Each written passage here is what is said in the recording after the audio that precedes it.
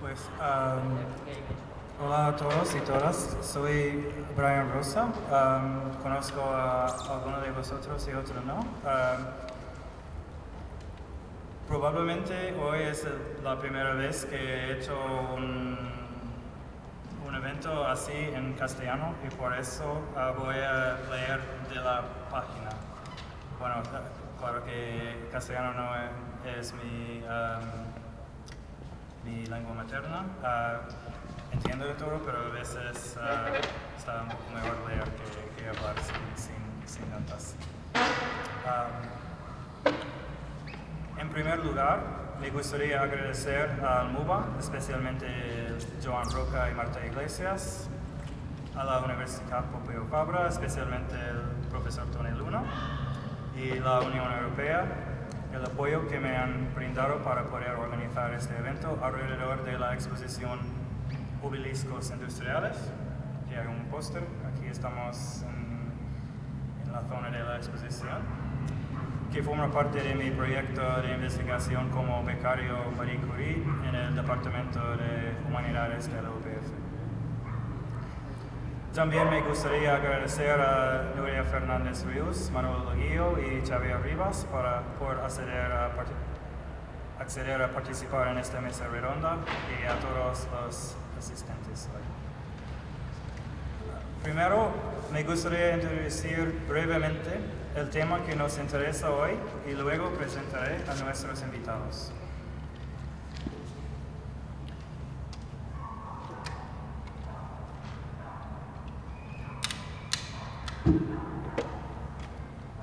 Desde los años 80, un gran número de fotógrafos y diversas exposiciones han documentado la transformación del paisaje urbano en Barcelona. Desde la obra de Martí Llorens, que documenta la transformación de la Vila Olímpica antes de los Juegos Olímpicos de 1992, hasta varios encargos del Colegio de Arquitectos de Cataluña, el Museo de Arte Contemporáneo de Barcelona y el Ayuntamiento a través del Pla de Baris. Luego, a través del Archivo Fotográfico de Barcelona, se han realizado diversas exposiciones centradas en la transformación histórica de la ciudad, como la exposición La Ciutat dels Paisatges, que documenta la construcción del Via Laietana hace 100 años, y su actual exposición sobre la obra de Esteve Lucerón, que documenta la vida cotidiana de la comunidad gitana en el barrio de Barracas, La Perona, en los años 80, justo antes de su demolición. La exposición en la Virreina, Barcelona, la metrópolis en la era de fotografía, comisariada por Jorge Ribalta en 2016, en la que se exploraba la relación entre la modernización urbana y la fotografía, quedó recogida en un libro con texto de Nuria de Ríos, que tenemos el placer de tener aquí con nosotros, y de Maripaz Balibrea, que será panelista en la próxima mesa redonda del 18 de mayo sobre el tema Memoria Pública y Patrimonio Industrial. Además, el año pasado tuvo lugar la exposición de la Fundación ICO en Madrid llamada en España Fotografía, Encargos, Territorios 1983 a 2009, comisariada por Ramón Esparza, Jorge Ribalta y Cristina Zelig, en la que se exhibió el trabajo de nuestros otros panelistas, Manuel Loguillo y Xavier Rivas, entre otros. Esta exposición no se centró exclusivamente en las ciudades, sino que tuvo un fuerte énfasis en los paisajes cotidianos de las periferias urbanas y la rehabilitación. Entre estos diferentes proyectos podemos ver un fuerte vínculo entre la representación visual y la transformación material del paisaje urbano, ya sea como una forma de documentar un proceso en curso, reflexionar sobre las incongruencias y los momentos transitorios de la rehabilitación, centrarse en los países más allá del espectáculo del consumo turístico, o presentar fotografías como patrimonio documentando lo que ya no está. Como fotógrafo y geógrafo urbano me interesa la relación entre la representación visual y la transformación material del paisaje urbano. Para mí, esto es un subtexto importante de la exposición que presento aquí en el Oliva Artes, Obeliscos Industriales. Creo que es importante enfatizar la agencia de la representación fotográfica. La fotografía no es un proceso pasivo, ya sea promocional, interpretativa, creativa o crítica. La fotografía siempre ha jugado un papel en la transformación física y social de esta ciudad y otras.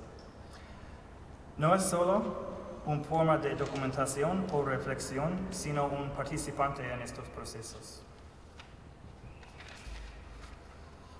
Por ejemplo, el antiguo editor del suplemento de viajes del País, Andrés Rubio, ha escrito recientemente un libro titulado España Fea. Rubio llegó a la conclusión de que la reurbanización en España ha sido una catástrofe cultural mientras revisaba una serie de fotografías de paisajes históricos y naturales para sus artículos. Le pareció que estos paisajes quedaban arruinados por las nuevas construcciones que se observaban al fondo de las imágenes. Argumenta que esto se debe a la falta de una política nacional sobre la estética del crecimiento urbano y que la solución es darle más poder a los mejores diseñadores y científicos sociales. No apoyo esta perspectiva, pero es un ejemplo del papel de la fotografía como impulsadora de polémicas culturales que tienen implicaciones políticas. Durante este evento, cada presentador hablará durante aproximadamente 15 o 20 minutos. Después de que todos los presentadores hayan terminado, abriremos la sala a la discusión y el debate con los participantes. Es un honor presentar a los ponentes de esta noche.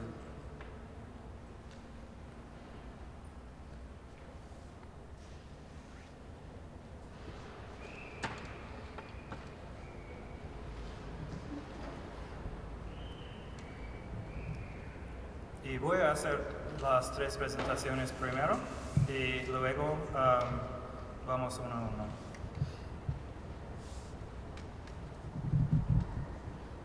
En primer lugar, me gustaría presentarles a mi colega Nuria Fernández Ríos del Departamento de Humanidades de la Universidad Pompeu Fabra. Es doctora en Historia del Arte por la Universidad de Barcelona y su investigación se centra en la historia social y tecnología y la teoría de la fotografía en el siglo XIX y principios del siglo XX, con un énfasis en temas sociopolíticos y culturales. Manuel Leguillo ha sido durante mucho tiempo una figura clave en la fotografía española y su trabajo se centra en los paisajes urbanos de Barcelona desde la década de los 70. Ha trabajado y expuesto su trabajo de forma amplia e internacional. Es catedrático de fotografía en la Facultad de Bellas Artes de la Universidad de Barcelona, donde ha trabajado desde 1980. Es ampliamente reconocido por cambiar el paradigma de la fotografía paisajística en España y por formar a generaciones de destacados fotógrafos. En Barcelona, sus exposiciones individuales retrospectivas incluyen proyectos 1983 a 2020 en la Berrena y en 2020 y Barcelona 1978 a 1997 en el MACBA en el año 2007. Y Xavier Rivas es un fotógrafo que ha combinado de forma única su práctica visual con su formación en antropología social en la Universidad de Barcelona. Y también estudió fotografía documental en la Newport School of Art and Design de Inglaterra. Originario del barrio de Poblenou de Barcelona, es profesor de la Universidad de Brighton en Inglaterra y de la Universidad Politécnica de Valencia y vive en Londres. con énfasis en los conflictos, las periferias urbanas y los paisajes degradados o ignorados. Ha exhibido su trabajo de manera amplia e internacional y ha publicado varias monografías, la más reciente, Trafficking the Earth. Si quieres venir aquí, porque más fácil así, ¿no?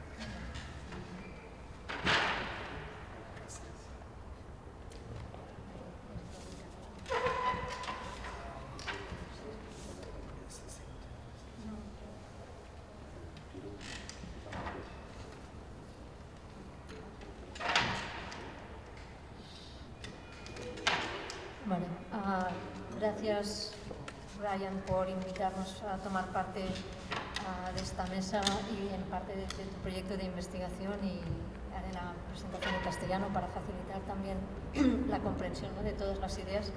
En mi caso, yo voy a exponer en 15-20 minutos ideas e imágenes que proceden de hecho de un trabajo que he estado realizando últimamente con el Archivo Fotográfic de Barcelona. Por lo tanto, todo el material que enseñaré procede del archivo, excepto un caso que ya lo especificaré, que viene de la Biblioteca Nacional de Francia, y que se enmarca en un proyecto de exposición que celebraremos a partir de junio de 2022, ¿no? Antes de empezar a enseñar imágenes, prefiero poner sobre la mesa ya todos los argumentos que hemos ido trabajando y que seguramente luego será objeto de discusión, que principalmente son las siguientes ideas, ¿no? Trabajando específicamente en el contexto del siglo XIX,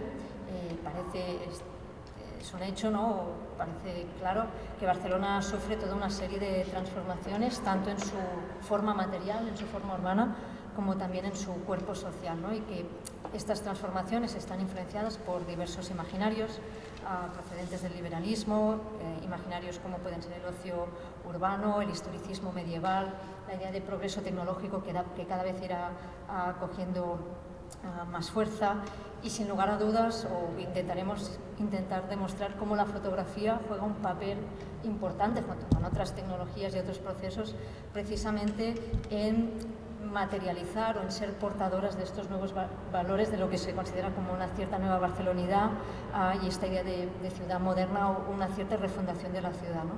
La fotografía puede jugar este papel sobre todo porque desarrollará o seguirá unos métodos de representación y unos motivos visuales una vez tras otra, que irán contribuyendo a una cierta sedimentación visual colectiva y que por lo tanto se alinea un poco con la idea que argumentabas de este papel activo de la fotografía para materializar, dar cuerpo visual a discursos imaginarios y reforzar cambios que en sí mismos ya están teniendo lugar en el espacio material.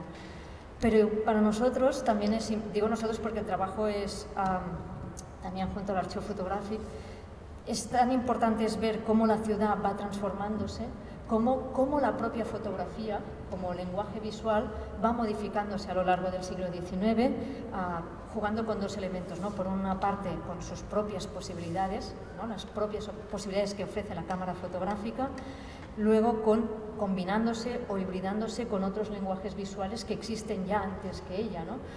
Me refiero, por ejemplo, a las vistas ópticas, que se basaban en grabados que ofrecían experiencias muy inmersivas, a los grabados románticos, por ejemplo, o al dibujo, que es la tecnología principal que se usa para la crónica, hasta que la fotografía la reemplaza en esta función, ¿no? Por lo tanto, son dos tipos de cambios que van en paralelo y que están interrelacionados, el de la ciudad y el del propio lenguaje fotográfico, y que es una relación que no es meramente visual, sino que conlleva evidentemente una dimensión social, económica y política.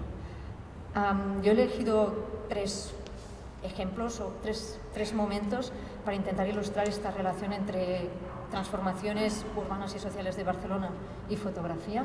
El primero es el de la ciudad neoclásica, o esta relación entre fotografía y la Barcelona de las transformaciones urbanas de finales del XVIII hasta la primera mitad del siglo XIX.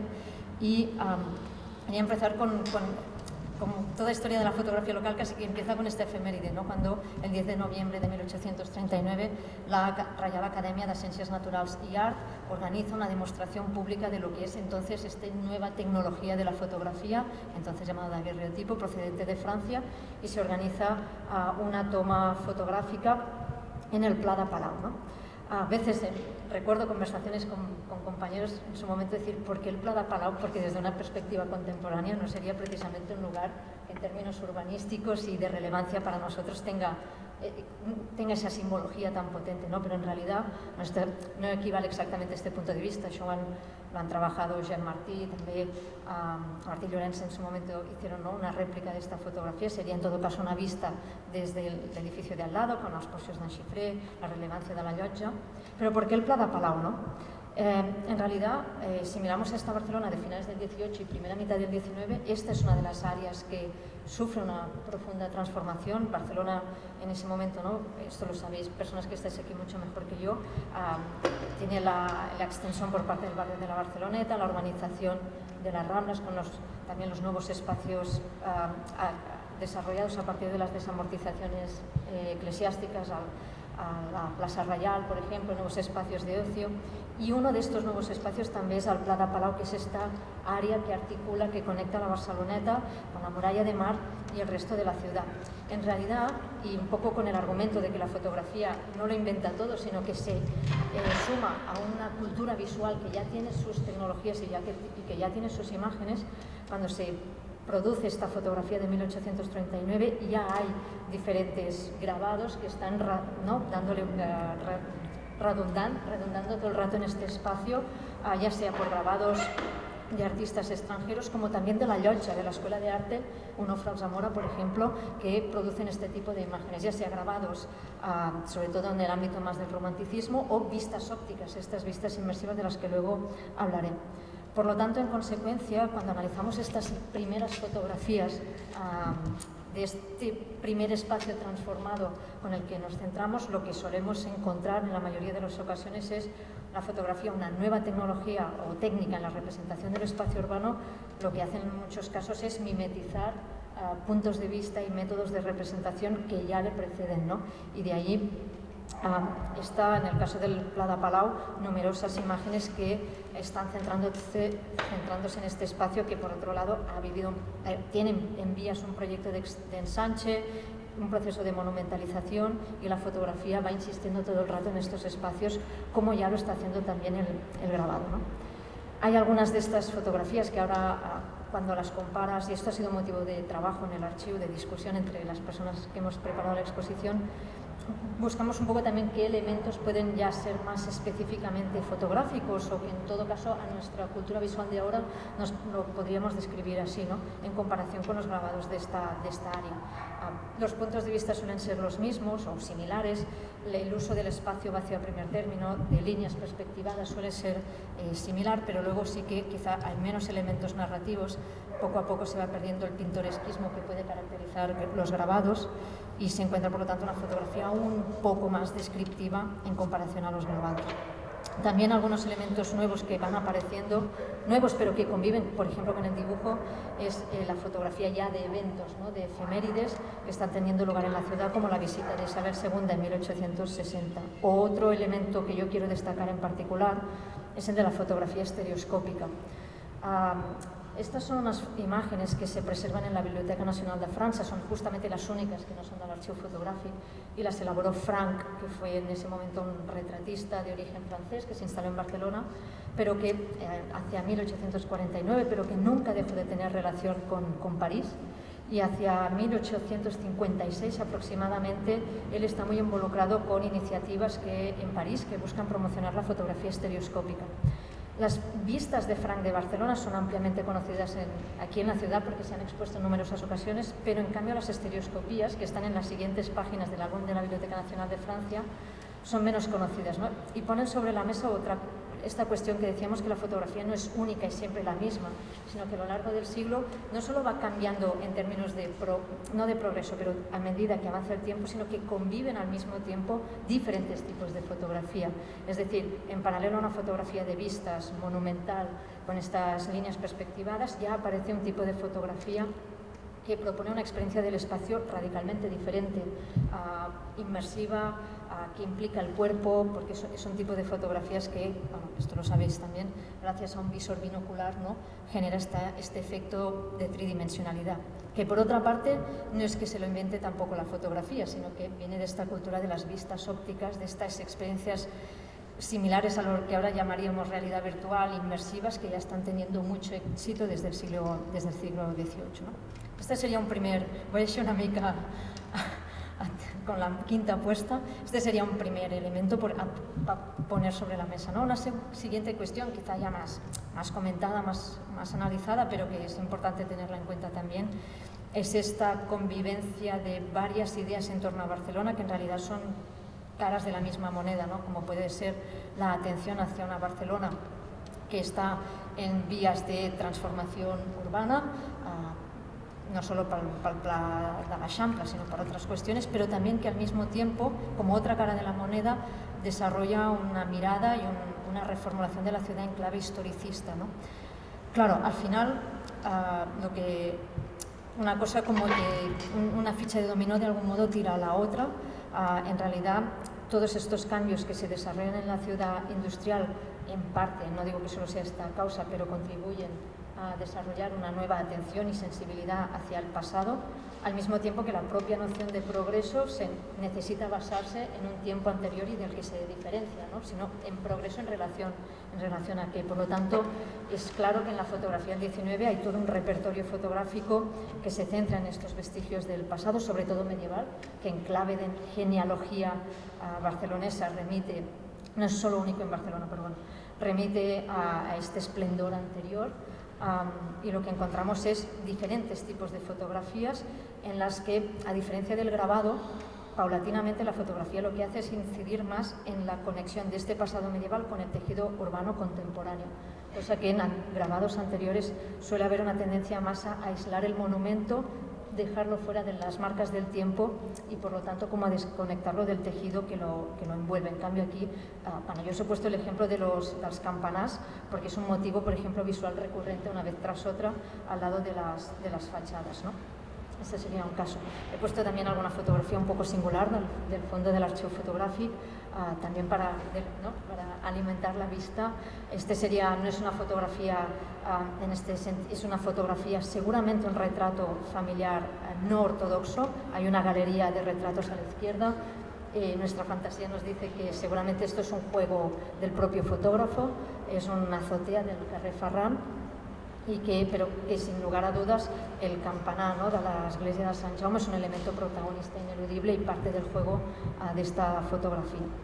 Dentro de este tipo de atención hacia los vestigios del pasado, ya en la fotografía del 19, por eso aparecen un tipo de imágenes que, a pesar de muchas veces en realidad responder al discurso más común o propio de la élite urbana de Barcelona, en este caso conservador, sin embargo nos dan pistas visuales que testimonian o se ofrecen una imagen de acciones que forman parte de otros sectores de la población, ¿no? En este caso, esta es una selección de fotografías de la Revolución de Septiembre del 68, cuando, con motivo de una sublevación militar contra Isabel II, varios sectores de la población a nivel de España se sumaron a esta sublevación y, entre otras cosas, atacaron por ejemplo, la iglesia de Sant Miquel o la catedral, al relacionar evidentemente la iglesia con el régimen monárquico, ¿no? También todavía en este sentido, esta atención hacia el pasado, un elemento muy común visual de la fotografía del 19 en Barcelona es este tipo de imágenes que documentan los procesos de destrucción o de derribo, por ejemplo, de las murallas, ¿no? Es un proceso largo que va del 54 hasta los años 80 y al final, de nuevo, ¿no?, afirmar o retratar este proceso de destrucción es una forma de afirmar también la idea de progreso, de extensión, y es un motivo visual muy recurrente en esta relación entre fotografía y transformación urbana. Claro, la otra cara de la moneda, y que es un tipo de imágenes que va en paralelo, y muchas veces son los mismos fotógrafos que atienden hacia un tema y luego giran hacia el otro, es el del desarrollo, bueno, los nuevos materiales, las nuevas estructuras y sistemas constructivos, y que forma parte de esta otra parte del discurso, ¿no? Una ciudad que señala esta idea de progreso, de incorporación de estas nuevas tecnologías constructivas, y por lo tanto he puesto unos cuantos obeliscos luego alrededor para ti, Brian. Sí, es decir, cómo la fotografía empieza también a desarrollar un lenguaje más documental, más de registro, centrada precisamente en esta atención hacia los nuevos materiales y estas nuevas estructuras propias de las nuevas tecnologías, ¿no? Esto nos indica también nuevos espacios por los cuales circula la fotografía. Este es un tipo de fotografía que se suele acompañar del texto escrito, del número descriptivo de medidas, de pesos, de alturas, y es un tipo de fotografía cuya naturaleza sobre todo se vincula a la administración y a las empresas como la maquinista terrestre y marítima. He puesto algunas más por aquí. Y ya para terminar, un último espacio, creo que me quedan 2 minutos y medio, es la Exposición Universal de 1888. Desde un punto de vista de producción fotográfica en Barcelona, es una, ahora la verdad es que no sé cómo se dice cruilla en castellano, pero es una encrucijada en la que, estoy resumiendo mucho, pero vemos mucha fotografía que sigue los mismos motivos visuales y los mismos métodos de representación que en los inicios, pero que al mismo tiempo va incorporando nuevos temas y nuevas maneras de hacer fotografía que ya luego serán más comunes hacia 1900, ¿no? Todo lo que son los preparativos para la exposición a nivel de infraestructuras, de diplomacia, de público visitante, supone una producción inédita a nivel de cantidad de imágenes de la ciudad que no encontramos de forma anterior. Dentro de me centro un poco más en lo nuevo, para decirlo así. Se me ha saltado una, creo. Sí. Dentro de lo nuevo vemos cómo cohabitan estas fotografías pensadas no solo a nivel administrativo, porque se centran, por ejemplo, en los procesos de construcción de los pabellones, sino también pensando ya en una creciente comercialización de la imagen, ¿no? Desarrollando auténticas colecciones de vistas para comercializar tanto a nivel local como a nivel de visitantes. Y aparecen también nuevos motivos visuales o se centra hacia esta idea de las nuevas estructuras de un modo todavía más explícito que en los casos anteriores, como lo ilustra, por ejemplo, el fotógrafo Antoni Esplugas, ¿no? Que es un fotógrafo retratista que en esa época está especialmente activo en esta construcción de la imagen de la ciudad, y genera un tipo de imágenes un poco diferentes, como de las texturas, ¿no? De las transparencias del entramado del hierro, por ejemplo, o particularmente la idea de la vista aérea, ¿no? Aunque no es radicalmente nueva. Esplugas se le considera el fotógrafo que elabora las primeras vistas aéreas de Barcelona precisamente con motivo de la exposición y se centra, por ejemplo, en las construcciones del Parc de la Ciutadella. Él aprovecha, que es el fotógrafo, os lo he puesto aquí de hecho abajo a la izquierda, lo podéis ver en la cesta del globo, él aprovecha que tiene una exclusiva para fotografiar como recuerdo a todos los usuarios de esta atracción que era el globo cautivo, y en algunas ocasiones aprovecha para subir e intentar algunas vistas aéreas. Todo esto está en registros, en libretas suyas que se preservan en el Archivo Nacional de Cataluña. Aún así, y a pesar de que esto es un tipo de fotografía nueva que nos aparece en el 88, también hay que decir que todo no es de la noche a la mañana ni blanco y negro, ¿no? Tenemos pistas, indicios de que ya anteriormente por prensa sabemos que hay fotógrafos que han intentado elaborar vistas aprovechando los enlairaments de aeronautes que visitaban Barcelona, pero no nos ha quedado evidencia fotográfica, ¿no? Entre este registro nuevo, y ahora sí que ya termino, también aprovechando las nuevas emulsiones fotográficas más rápidas, nos encontramos que estos mismos fotógrafos que en los 50, sobre todo 60s y 70s, han estado aunando en estas vistas de Barcelona, empiezan a producir un tipo de imagen un poco nueva, ¿no? Aprovechando, por ejemplo, la idea del accidente, de la actualidad, de la noticia, como puede ser una nevada en el 87, por ejemplo, y también una atención hacia un espacio que hasta entonces ha tenido poco protagonismo, como es el ensanche, ¿no? Sí que Joan Martí o J.F. Álvarez habían dedicado previamente álbumes, pero es realmente a partir del 87-88 que la Champla empieza a tener un protagonismo en la que se superpone una cosa sobre la otra, es decir, es un tipo de espacio que ya se diseña mucho en términos visuales, es decir, espacios perspectivados, muy amplios, muy claros, ¿no? Que puedan acoger los valores civiles del liberalismo, y la fotografía no hace más que reforzar esto. La última idea es de a cabo. Todas estas imágenes circulan más allá de la propia fotografía, en álbumes, en pequeños libros, en prensa. La idea de la imagen impresa es fundamental para entender esta sedimentación visual. Esto lo ha estudiado mucho Lucila Mallard, de la Universitat Pompeu Fabra, precisamente cómo puede haber un tránsito entre la Barcelona imaginada, o ella habla de la Cataluña imaginada, a la Barcelona real o la Cataluña real, ¿no? La fotografía contribuiría a este tránsito ¿no?, de unos planes, de unas ideas, de unos imaginarios, a que sean sedimentados porque circulan y se repiten una vez tras otra y por varios espacios y varios formatos. Y con eso ya terminaría mi parte. Perdona que me he pasado 2 minutos. ¿Vale?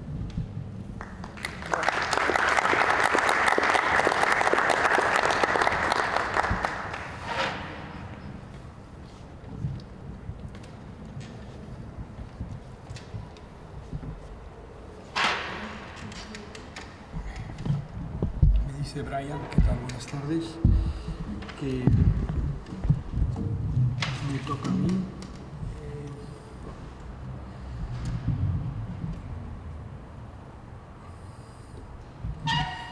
Bueno, yo os voy a enseñar. Es un PowerPoint. Ahí está, gracias.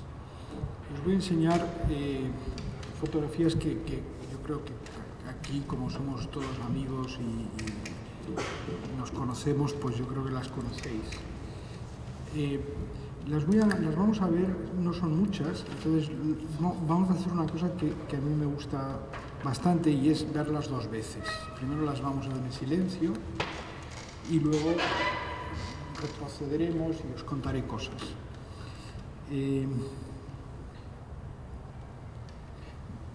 Sí que haré como una especie de pie de foto diciendo dónde es cada sitio de estos, porque no sobra saberlo de entrada. Esto es en la Cruïlla, justamente, en el cruce de Aragón con la Diagonal. Es una medianera. Y esta debe ser del año 78, 79, por ahí. Esto es en Travesera de Gracia 74, es decir, justo en la esquina, a la izquierda está Grande Gracia. Y esto en estos momentos es una tienda de ropa. Conserva los elementos básicos de la fachada, es decir, ese soporte central. Esto está hecho desde la terraza de la casa de Eduardo Olivella y lo que vemos aquí delante es la trasera del edificio elevado donde ahora se localiza justamente la Vanguardia. Es decir, es Francesc Macià. Lo que asoma ahí al fondo, arriba de todo, es el Tibidabo y ahí se medio intuye la Diagonal. Es decir, estamos viendo la trasera de un edificio, la parte de atrás, y el edificio que está a la derecha, que medio asoma, era en esos momentos Galerías Preciados. Luego pasó a ser el Corte Inglés y ahora no es nada. Esto es la Diagonal y es el derribo, el enderrocament del Colegio de las Teresianas. Ahora en estos momentos es la Diputación de Barcelona. Es decir, del edificio original, que además creo que sí que era de Gaudí, se conserva esa especie de remate estilizado que asoma detrás de las ruinas. Este es el interior del estadio de Montjuïc, mucho antes de que Barcelona pasara a ser olímpica. Todas estas fotografías son de los finales de los 70, comienzos de los 80, es decir, entre el 78, 79 y el 83, como mucho.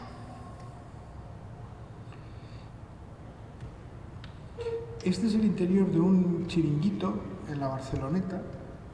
Ahí lo que sale a la izquierda arriba es Salmonete, que seguramente los que tienen edad recordaremos perfectamente ese chiringuito.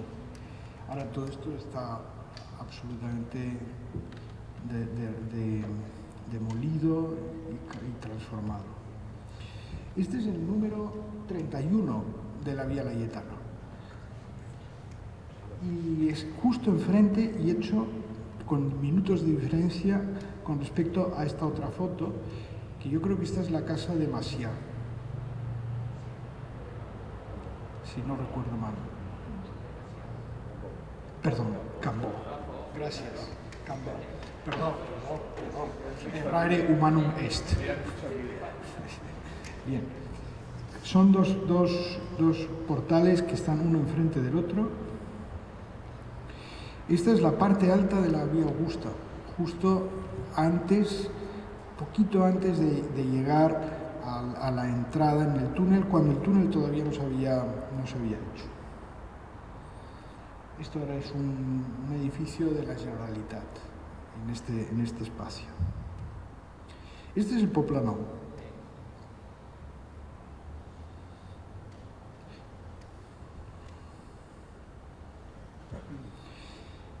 Esta es una esquina también interesante, es Tuset diagonal.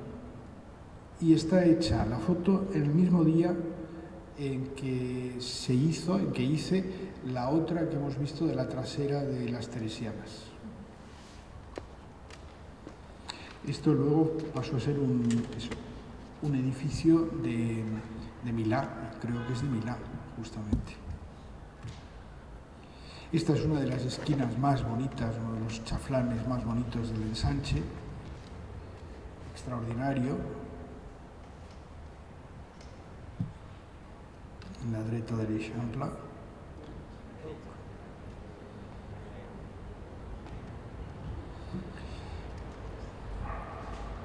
Unos hilos que en el puerto siguen estando y están fotografiados desde media altura de Montjuïc, es decir, cerca del faro, exactamente. Esto es la Mar Bella. Los edificios que hay a la derecha son unos que están en la diagonal, ya cerca del mar, y cuando se ven desde arriba forman una escalera, hacen un zigzag.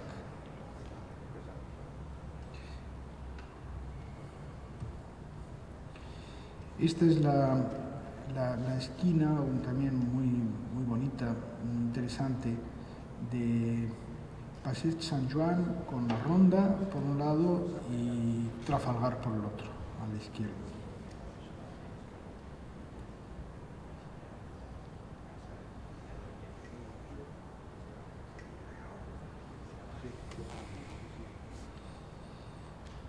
Esto es Cantunis, a los pies de Montjuïc, muy cerca de la entrada del cementerio.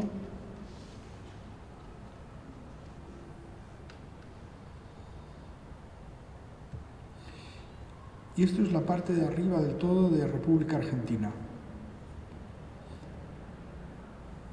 Esto es agosto del 79, exactamente. Lo sé porque mi hijo mayor nació en octubre del 79, entonces claro, estas cosas te localizan en el tiempo con mucha precisión. Este es el nacimiento de la diagonal, los edificios que veíamos antes en esa especie de caseta hace un rato, en la diapositiva número 14, ferroviaria, los que asomaban a la derecha eran estos exactamente.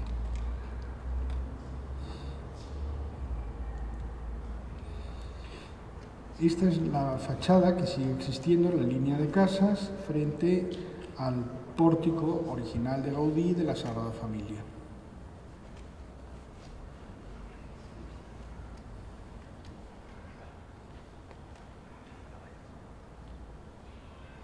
Se sigue jugando la petanca a los pies de estas fachadas. Y esta es la última foto, la 20. Seguimos en la terraza del Eduard Olivella. Ese día fue muy productivo, y es la esquina de la diagonal con Villarroel.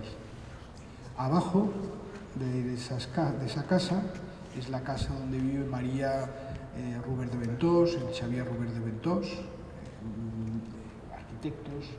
Ahí había un restaurante que se llamaba Finisterre. Entonces vamos a retroceder y vamos a utilizar las fotos como pretexto o como base para engarzar una serie de ideas o de reflexiones acerca del tiempo, ¿no? Hay algo que a mí me llama profundamente la atención cuando veo estas fotografías, cuando recuerdo, sobre todo cuando las enseñaba recién hechas estas fotografías. Estas fotografías son de finales de los 70, del 78, 79, 80, 81, 82. He querido irme allá tan lejos como eso, hace 40 años. Tengo muchas más recientes, hay trabajos mucho más actuales que yo no he dejado de ocuparme de Barcelona, pero me parecía que centrándome en estas 20 fotos, que son muy representativas de ese momento, ya era suficiente, ¿no? Una de las cosas que tienen todas estas fotografías en común es que son de edificios justamente lo contrario de los que tú has enseñado. Es decir, son edificios que brillan por lo anodino, es decir, por la absoluta falta de interés. Pero por eso mismo, justamente, son edificios que representan de forma bastante interesante toda una tipología. Claro, alguien podrá decirme, se me podrá discutir, bueno, este edificio no tiene mucho de anodino. Bueno, pero en el contexto se banaliza, qué duda cabe, ¿no? Yo creo que es una de las características de mi trabajo, el que siempre he procurado enseñar las cosas metiéndolas con lo que las envuelve. Es decir, un procedimiento que es justamente el contrario del que se llevaba a cabo en la fotografía en sus comienzos, sobre todo en el 19, ¿no? Es decir, a mí la fotografía que me interesa, que me ha interesado siempre, es la de la ciudad como en bata y rulos, por decirlo de alguna manera. Es decir, la ciudad en bata y rulos. Es decir, la ciudad, no la ciudad que está ahí maquillada, vestida para lucir sus mejores galas, sino justamente la ciudad sorprendida en sus momentos más íntimos o más privados, ¿no? Me interesa esta emergencia de lo privado en el terreno de lo público, y por eso justamente fotografío los patios interiores, fotografío las fachadas traseras. También me interesa la ruina o la demolición, pero un poco como les interesaba a los fotógrafos que registran en el París de Haussmann la reconfiguración del tejido urbano que realiza justamente el barón Haussmann, ¿no? Entonces, en este sentido, estas fotografías también se pueden leer en el contexto de lo que le ha ido pasando a la ciudad a lo largo de los años, pues desde los 70, 80 en adelante, ¿no? Desde que muere el dictador en adelante. Este proceso, que es el que le interesa, por ejemplo, a Jorge Ribalta cuando comisaría la exposición mía en el MACBA en el 2007, quizá ha hecho que mi trabajo se haya visto como encauzado o metido o encajonado en un determinado espacio que yo creo que no es del todo, no lo describe cabalmente. Hay otra cuestión que a mí me parece interesante, y es un poco la situación paradójica siguiente. Las fotografías estas, en el momento en que se hicieron y se enseñaron, la gente contemporánea, en esos momentos, finales de los 80, comienzos de los 90, finales de los 70, comienzos de los 80, estas fotos las vieron como sin saber muy bien qué hacer con ellas. Entonces se ha producido la extraña situación, que yo creo que es algo que le pasa en general a la fotografía, que han tenido que desaparecer estas realidades para que las fotografías cobren valor. Esto es algo que a mí siempre me ha llamado la atención, me ha sorprendido muchísimo. Es decir, en la medida en que estas fotografías, para poderse entender mejor y para que eso supone desproveerlas, sacarles quizá lo que puedan tener de pintoresco, lo que puedan tener de tipismo, ¿no? Y se pueden entender mejor, se tienen que acompañar justamente de palabras, que era justo lo que no había que hacer en el momento, no hacía falta hacer en el momento en que se estaban haciendo, en el momento en que se enseñaban. Esta es una situación en general que yo creo que le pasa a la fotografía. La fotografía, en el momento en que se hace una fotografía con una vocación documental, la fotografía, entonces, no hace falta acompañarla de palabras porque todo el mundo sabe de qué es eso, todo el mundo sabe dónde está esa medianera donde dice Schweppes. Y tú ves la fotografía y dices, bueno, ¿y qué? Pero tienen que pasar entonces 10, 15, 20, 30 años para que esa fotografía entonces cobre significado, ¿no? Es decir, el trabajo del fotógrafo, en último término, consiste en ver las cosas como si estuviéramos situándonos a 10 años, a 20, a 30 años del momento en que se están haciendo. Es decir, situarse como fuera del tiempo, desplazarse uno a sí mismo fuera del tiempo y verlo con los ojos pues yo creo que la mejor manera de explicarlo, de un marciano, de alguien que no es contemporáneo con lo que se está enseñando, ¿no?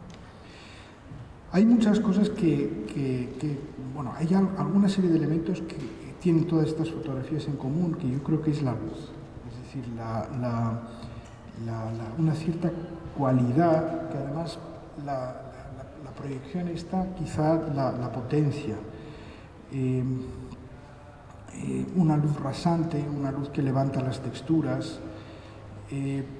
Con el paso de los años yo he ido modificando mi manera de entender el espacio urbano, he ido ampliando el ángulo de toma, he ido subiendo el horizonte. Yo ahora esta fotografía no lo haría así, para mí sobra demasiado cielo, pero yo creo que en ese sentido también son indicativas o señalizan ciertas tendencias y ciertos estilos de un determinado momento, ¿no?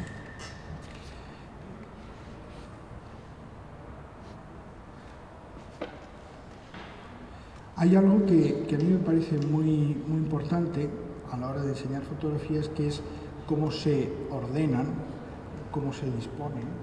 Aquí necesariamente estamos condenados a verlas de forma consecutiva, una tras otra. Por eso las enseño dos veces, porque de alguna forma se produce un efecto de repetición. En la repetición pasan determinadas cosas, ¿no? Hay un determinado elemento que a mí también me interesa, que es como una especie de característica o un rasgo estilístico, y es que yo procuro siempre, y lo sigo haciendo, que haya algo en la fotografía, un plano de la realidad que hay delante, que esté recogido de forma frontal. En este caso sería justamente el achaflanamiento, o en este caso la parte rehundida de la forma esta cóncava.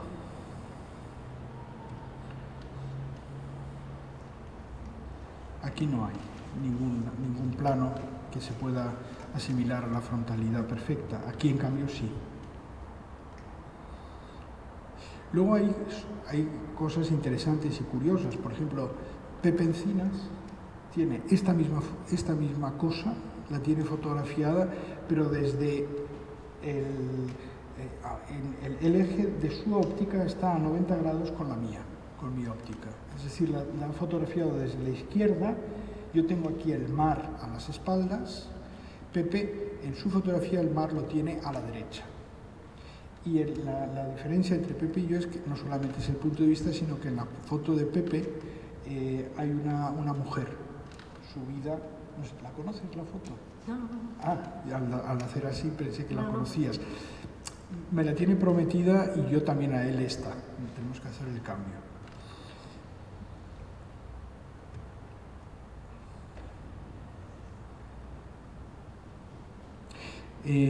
Esta también es una fotografía que la he contado varias veces. Tiene un valor también sentimental. Ahí abajo a la izquierda está Humberto Rivas, que muchas de estas fotografías están hechas yendo juntos a trabajar por la mañana de un sábado o un domingo. Y esta es la típica fotografía que está hecha justamente a pesar de, es decir, a pesar de que hay gente en ella. Estuve esperando mucho rato a que todo ese grupo de personas se fuera y no acababan de hacerlo, no se marchaban. Están esperando al fotógrafo, están haciendo cola porque en esa esquina había un estudio de fotografía y esto era un domingo por la mañana y ya debía ser en mayo, hacía calor, por lo tanto debía ser gente que o tenía que ver con una boda o con un bautizo, con alguna ceremonia de este estilo. Y entonces estaban esperando a algo relacionado con el fotógrafo y por eso no se iban.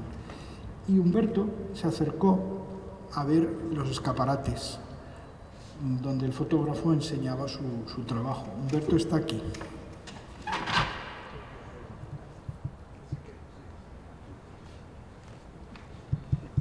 Pero lo que tiene de interesante esta fotografía es que yo no la rescaté hasta muchos años después de haberla hecho. Es decir, el negativo estaba ahí y yo lo desprecié sistemáticamente, precisamente por la presencia de la gente. Y cuando lo digitalicé y me metí en el ordenador a ver al 100% el detalle, de pronto descubrí que estaba Humberto. Se me había colado en la fotografía. Bueno, estas son anécdotas que las fotografías las tienen constantemente, ¿no? Ayer leía, por ejemplo, una anécdota muy famosa de esta fotografía tan estupenda de Ansel Adams, que es la salida de la luna sobre el pueblo en Hernández, y que el tío no se acordaba de la fecha en que hizo la fotografía. Recurrió a un amigo astrónomo que con un ordenador le dijo: la has hecho a las 4:15 de la tarde del día no sé cuántos de octubre de 1941. Le dijo exactamente la hora, el minuto, el día, etc. Bueno, estas anécdotas yo creo que tienen también su interés, porque tienen que ver con la memoria, tienen que ver con el recuerdo.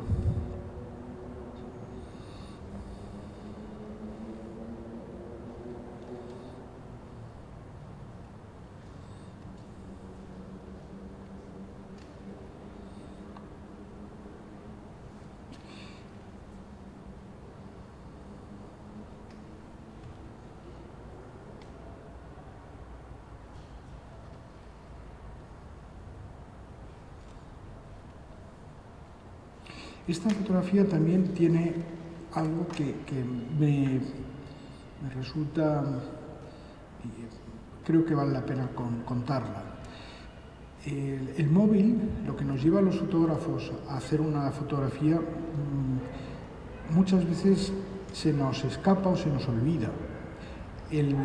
Lo que a mí me hizo sacar la cámara, montarla en el trípode y hacer esta fotografía fue algo que en la fotografía no queda representado, que es el movimiento por el viento de la ropa tendida. Esa ropa tendida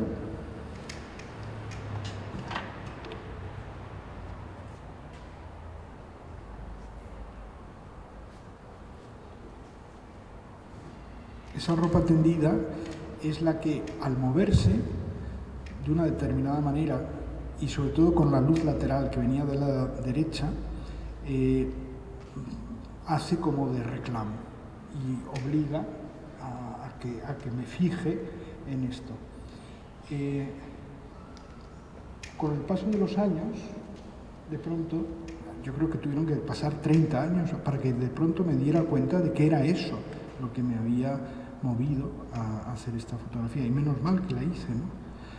Pero justamente lo que te mueve, sin embargo, no acaba representado, se escapa, no está presente.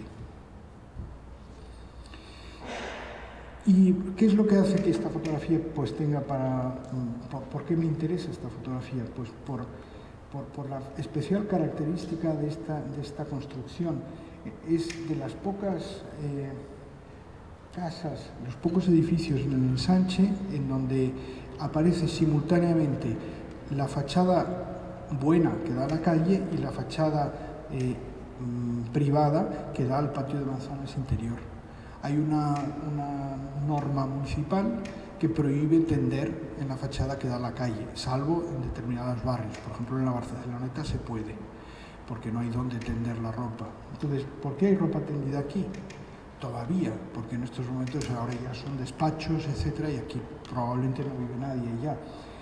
Bueno, pues porque justamente se considera fachada que da a patio interior, aunque no lo sea. Entonces, esta simultaneidad de lo privado y de lo público, de lo semiprivado y de lo público, es lo que me llamó la atención en esta imagen. Yo creo que ya está, ¿no?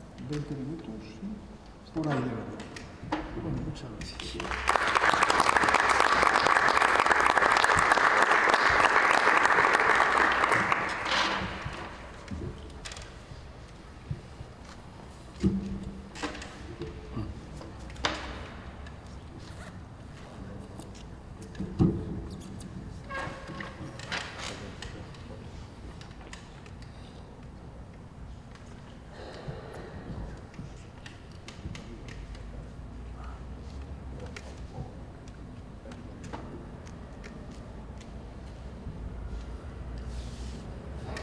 Hola, si m'ho permeteu parlaré en català.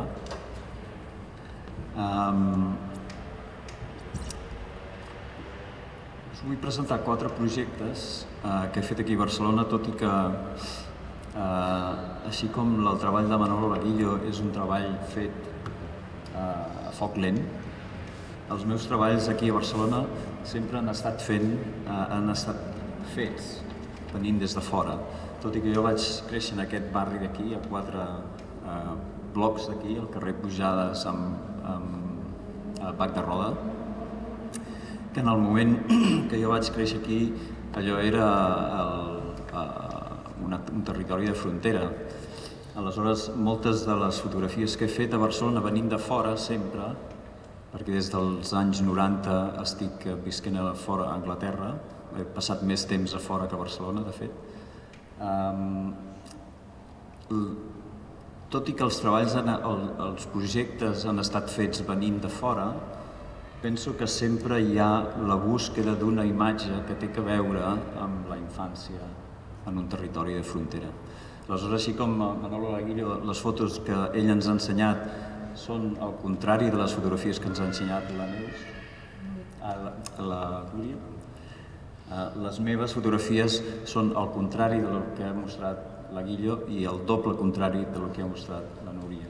Perquè si la Núria ha mostrat fotografies monumentals, el Laguillo ha mostrat fotografies de la Barcelona que coneixem, de l'Eixample, no totes, però la majoria. De fet, hi ha una fotografia que curiosament no ha dit res al Manolo, i és una fotografia del meu barri, que és d'aquí del Poble Nou, que és on fèiem les fogueres de Sant Joan quan va arribar el metro, que ja no podíem fer la foguera a l'asfalt i l'anàvem a fer el que nosaltres en dèiem el Rancho Grande, que és aquesta zona de la Diagonal Mar. Us vull presentar ràpidament 2 projectes que són fets d'iniciativa pròpia, diguem-ne, i 2 projectes que són fets d'encàrrecs, perquè em sembla que la fotografia mostra una imatge d'aquest món de fora, però el que no mostra la fotografia és el context de producció. Moltes fotografies es fan per encàrrec. i aquestes fotografies que es fan per encàrrec sempre tenen una intencionalitat que a vegades no queda palès amb les imatges.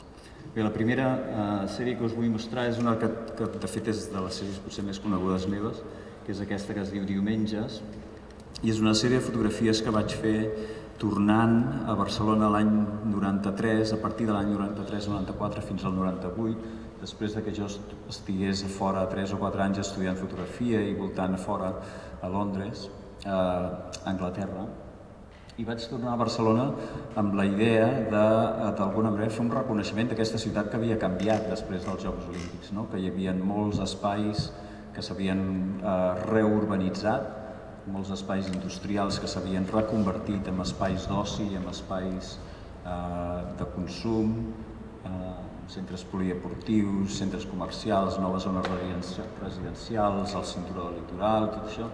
I aleshores, doncs, d'alguna manera, el treball el que vol fer, o el que va acabant sent, va ser una sèrie de fotografies que d'alguna manera donen l'esquena a la ciutat. Són espais que estan en espera, són espais que han quedat al marge d'aquest moviment de reforma urbana, de transformació de la ciutat industrial en una ciutat postindustrial. Són espais que en diem descampats, espais intermitjos, són espais que sempre es refereixen a ells com amb una terminologia negativa, és el subconscient urbà que deien els surrealistes, que són espais buits, espais sense arquitectura, espais sense monumentalitat, espais sense memòria, i tot i així, sent espais sense arquitectura, espais sense monumentalització, són espais que d'alguna manera ofereixen unes altres opcions a la ciutat i sobretot a la gent dels barris perifèrics. I d'alguna manera doncs, vaig fotografiar volent no documentar l'espai, sinó documentar l'ús de l'espai, com aquests espais perifèrics i marginals, de cop i volta, els caps de setmana, els diumenges sobretot, es convertien en espais d'una certa centralitat, que la gent se'ls apropiava i d'alguna manera els habitava amb un cert sentit, podríem dir, de la domesticitat, no? De lo domèstic. Aleshores són escenes molt, certament una mica bucòliques, podríem dir, on aquests espais entre dos es converteixen en espais centrals, amb una centralitat específica. I la qüestió que em motivava una mica a buscar aquestes imatges i a pensar en aquests espais era quina era la funció d'aquests espais, evidentment a nivell urbanístic i a nivell mercantilista, comercial, capitalista, tenen una funció, són espais d'espera, són espais que incrementaran el seu valor amb el pas del temps, però des d'un punt de vista humà, domèstic, de la vida quotidiana, que és el que a mi m'interessava més en aquell moment, són espais que podríem dir que ofereixen opcions d'oci que no tenen res a veure amb l'oci que s'ha de comprar, l'oci que s'ha de pagar, l'oci actiu, i que tenen a veure més amb una funció de, com podríem dir, com una expansió o una ampliació de l'espai domèstic, sobretot en contextos on la gent viu en espais molt reduïts, no? Aleshores, com veureu, la idea de la distància és lo suficient com per capturar un espai entre dos, un espai que no està dissenyat per la funció, per l'activitat que s'hi fa, i també el que intenta és agafar una sèrie d'accions que la gent fa. Hi ha com bastanta informació sobre el moviment del cos, la gestualitat del cos en l'hora d'ocupar aquests espais, no? Ell buscava imatges com aquesta, que són imatges on hi ha diferents grups de gent fent coses diferents. Aleshores, la qüestió és si tots aquests espais que queden al marge de l'arquitectura, al marge de la ciutat, que donen l'esquena a la ciutat, es converteixen en espais centrals per activitats d'oci no productiu o no consumista, com podem qualificar aquests espais? Perquè no són ni llocs ni no llocs, són altres coses. No podem seguir amb les teories de l'antropologia de Marc Augé, amb els espais, amb els llocs, els no llocs. Això són altres espais. Tampoc són necessàriament tercers espais, com alguns geògrafs han definit. Aleshores, bàsicament, la qüestió que se'ns planteja és quin és aquest gest d'aquest senyor que surt de la ciutat i es col·loca en un espai així, que no està dissenyat per posar-s'hi a prendre la fresca.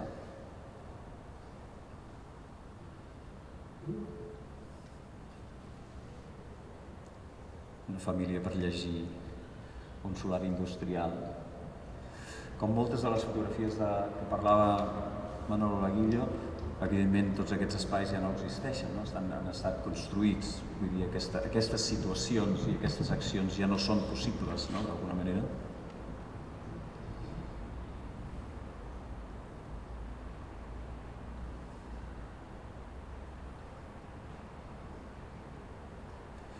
Bé, d'alguna manera la proposta que jo feia era que precisament per la falta de l'arquitectura, per la falta de la funció de l'espai, de l'urbanisme i per la falta de la monumentalitat, aquests espais eren espais de lo possible. D'alguna manera i d'una manera grandiloqüent vaig escriure que aquests espais eren espais de llibertat, cosa que podem prendre més com una proposta teòrica per començar una conversa més que no pas com una afirmació taxativa.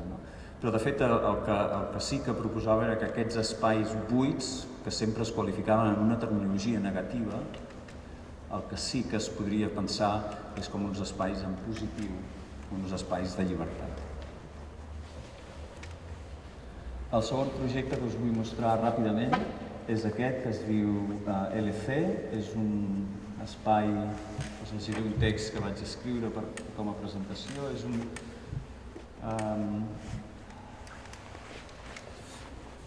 un espai que jo el vaig titular així com aquest projecte són unes 20 fotografies, el vaig titular 22 fotografies, LC, perquè era un espai que de fet estava com fora de la cartografia, diguem-ne, de Barcelona, tot i que és un espai que ja estava pensat i dissenyat des del segle XIX amb el Pla Cerdà. Em sembla que hi ha una fotografia aquí, que és aquesta franja, és aquest espai d'aquí, que queda entre el riu Besòs, el cinturó del litoral i les vies del tren que venen del Maresme. És un espai que queda totalment encerclat per aquestes tres vies. I de fet l'autopista de la Gran Via, quan surt cap a Badalona. És una mena d'illa. Aleshores, és a la catalana, és un barri que en principi és un barri que va estar sempre afectat per aquesta idea de Cerdà de fer-hi un parc central a Barcelona. És a dir, és un barri que va quedar afectat no tant per al passat, sinó per un projecte futur. És a dir, el futur projectat d'aquest barri és el que el va portar en ruïnes. I aleshores és un barri que ens trobàvem en situacions així, carrers que estaven traçats i que no arribaven enlloc,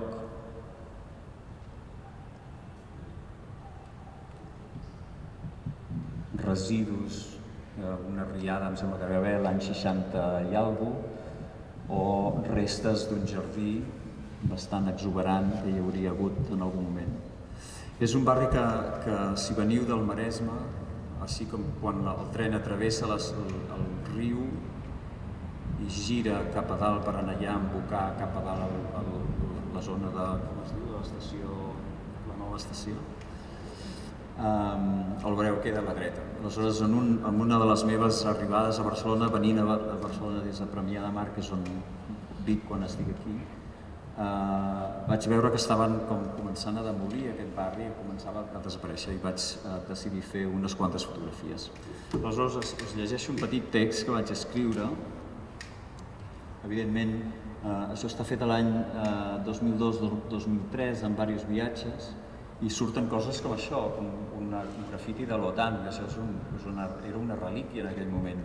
Que aquestes relíquies històriques, podríem dir, de l'esquerra més reivindicativa de la ciutat, només queden en espais així.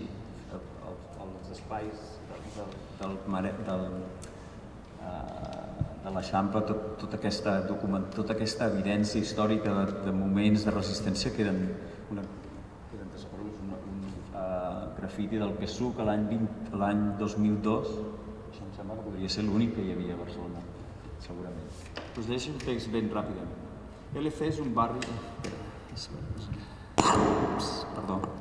LC és un barri situat al marge entre dues ciutats, on s'hi arriba travessant ponts i túnels per sobre o per sota de dues autopistes, un riu i una via de tren. En certa manera és una illa, un espai frondós en l'imaginari d'una infància qualsevol. El destí d'aquest barri es va escriure en un pla urbanístic l'any 1859 que va designar el lloc dins dels límits d'un parc metropolità a la vora dreta del riu Besòs. Aquesta utopia burgesa, projectada sobre uns terrenys agrícoles en una època d'industrialització incipient, va fracassar reiteradament en l'intent d'esdevenir una realitat. El gran bosc, que mai no va ser, ha mantingut el barri en un estat de setge durant un segle i mig, captiu entre la indefinició del canvi i la desaparició, negligit per les autoritats complaents i arrasat per riuades i heroïna. Com és el cas de molts territoris de frontera, la construcció ha pres l'aparença de la demolició.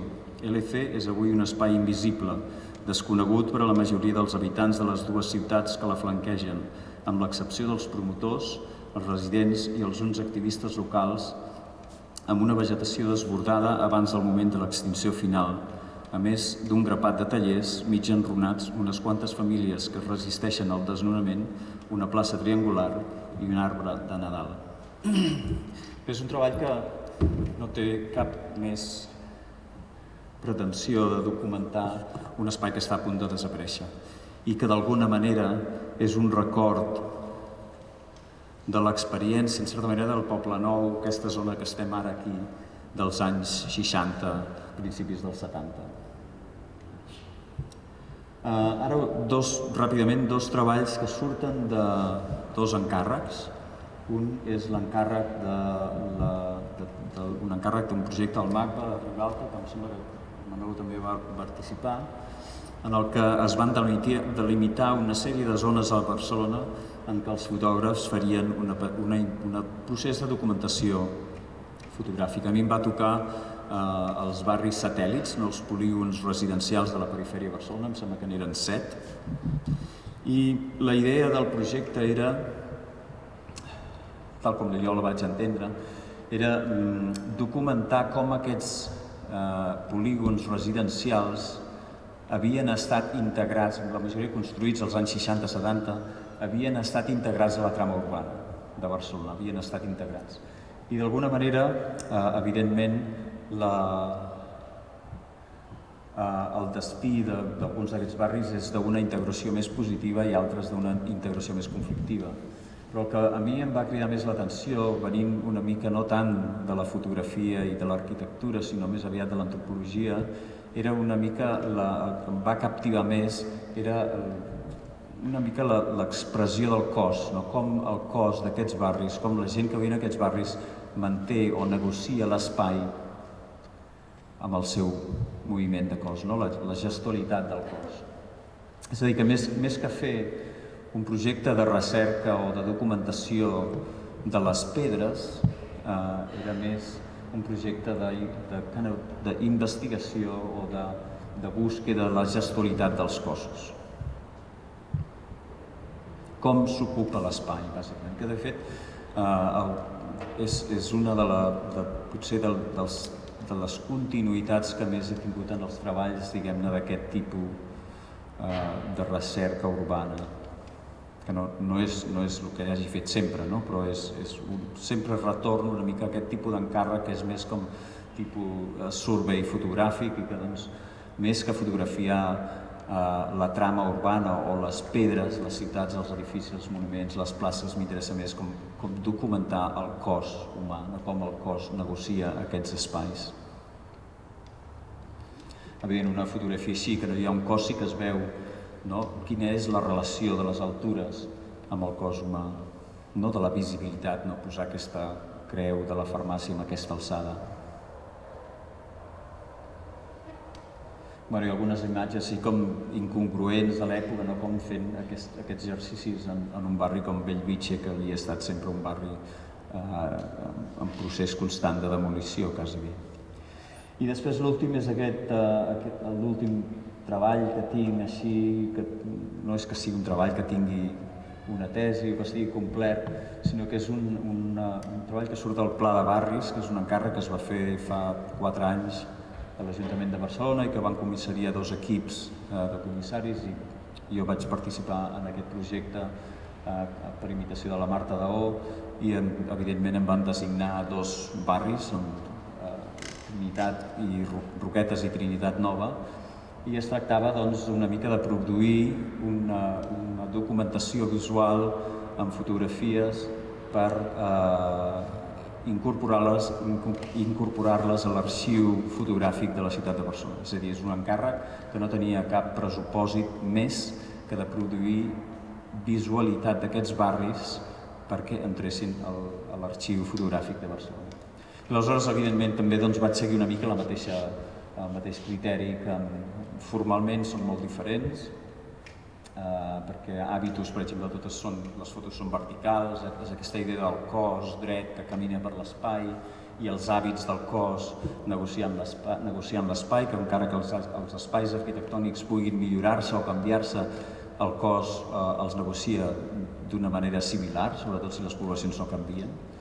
I doncs aquí les fotografies són d'un format diferent, però sí que també intenta buscar aquests espais tan quotidians de la vida quotidiana com són les cantonades i d'alguna manera fotografiar com negociem aquests espais d'una manera molt quotidiana.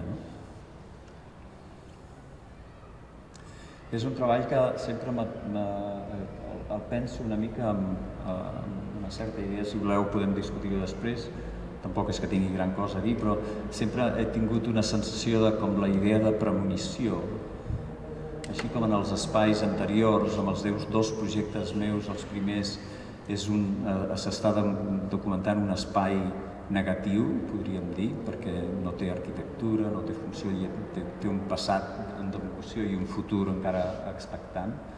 Aquí hi ha com una mena de...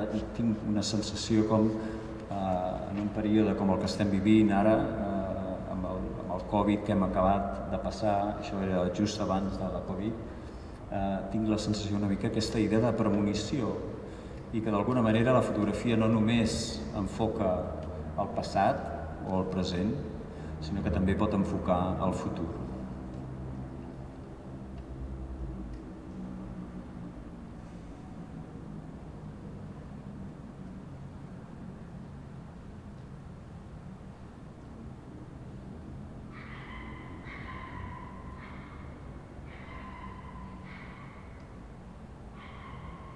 Vaig una mica ràpid perquè...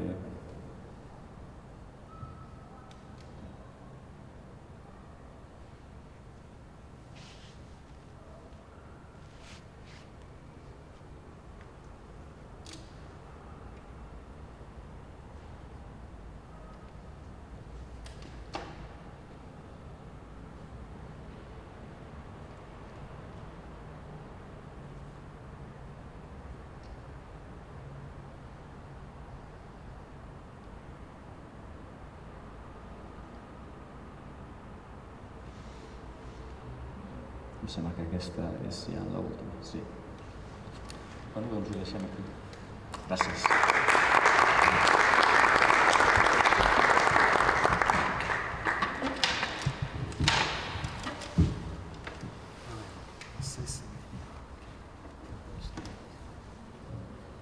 Voleu que deixi alguna imatge en concret? Bueno, creo que depende de la pregunta, ¿no?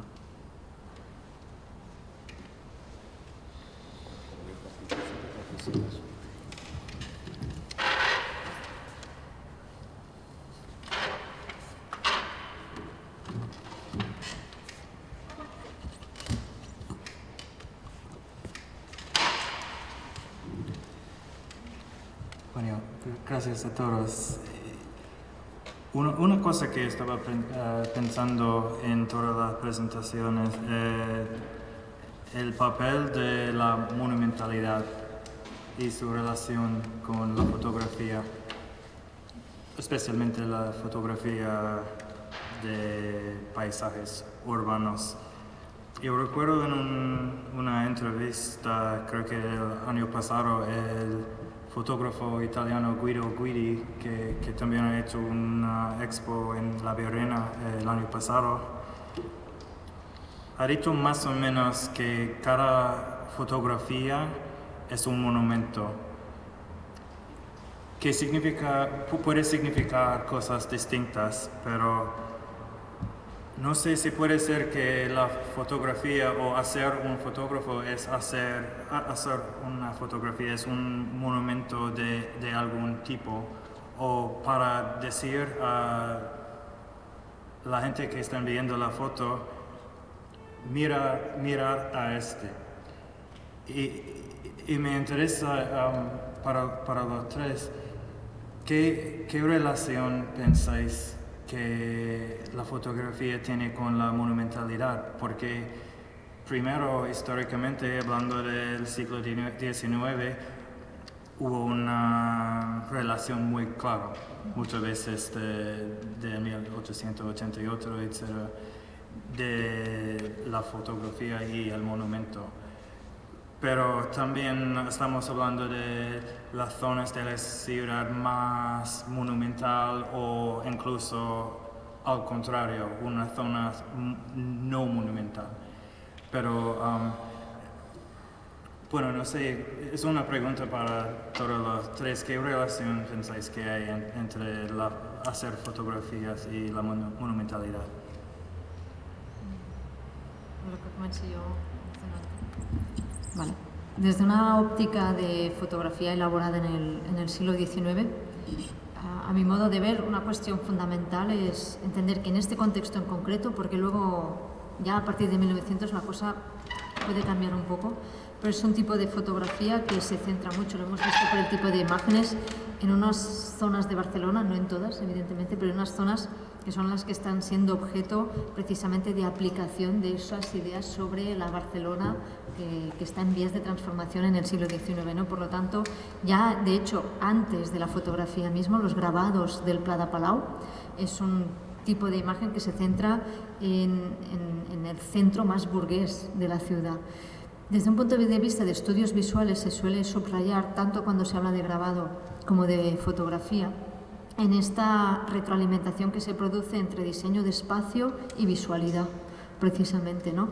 Y de hecho, hacia 1900, o sea, es un proceso que tiene lugar a lo largo de todo el XIX y a partir, por ejemplo, Haussmann mismo, cuando planea la transformación urbanística de París, hay muchas evidencias de cómo él, antes de enderrocar cualquier calle, hay todo un estudio visual muy influenciado por estos grabados del siglo XVIII a base de grandes perspectivas y de monumentalidad.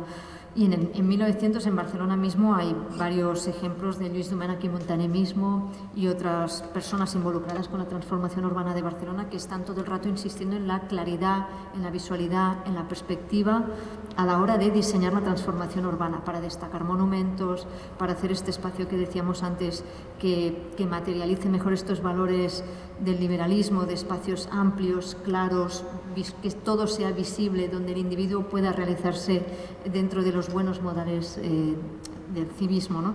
Entonces, hay una retroalimentación, a mi modo de ver, en esta fotografía del 19, muy influenciada precisamente por qué imaginarios, en el marco de qué imaginarios se activa esta fotografía, a la vez que, desde un punto de vista de puramente lenguaje visual, tiene el antecedente del grabado y de las vistas ópticas, que es un tipo de imagen del que se habla muy poco, pero que parece tener una influencia mucho más grande de lo que se cree en la cultura visual del 19.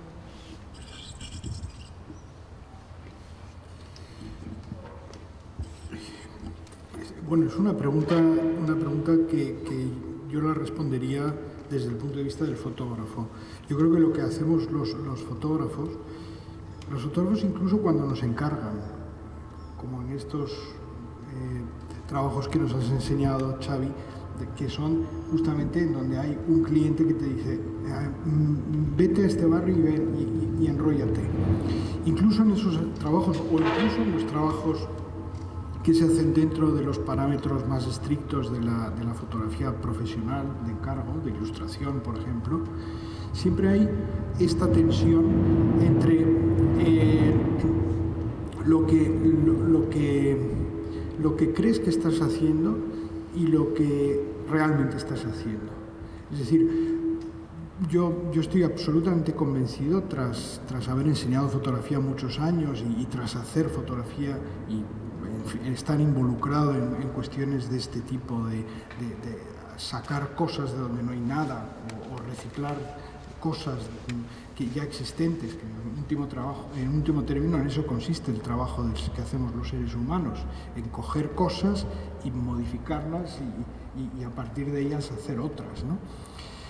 En este trabajo, digamos, de reciclaje, ¿no? por decirlo así, que es el trabajo básico en lo que consiste el ser humano, la cultura, lo que el fotógrafo siempre acaba haciendo, en la fotografía se acaba haciendo, es llamar la atención sobre algo.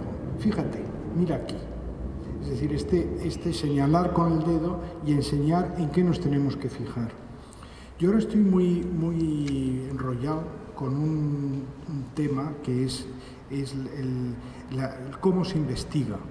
Y he topado con una figura muy interesante, que es un biólogo que se llamaba Ludwig Fleck, que era de Leópolis. Mira, es una ciudad que ahora precisamente está ahí, llamándonos la atención. Antes, hace un año, nadie sabía qué era Leópolis, ¿no? Lemberg, la antigua Lemberg del Imperio Austrohúngaro. Entonces, este biólogo médico, Ludwig Fleck, que es uno de los inventores de la vacuna contra el tifus, que era una enfermedad horrible que machacaba a miles y miles de personas anualmente, millones de personas han muerto por culpa del tifus. Este señor judío publica en el año 35 en Basilea un libro que se titula exactamente ¿Cómo se construye un hecho científico? ¿Qué es un hecho científico?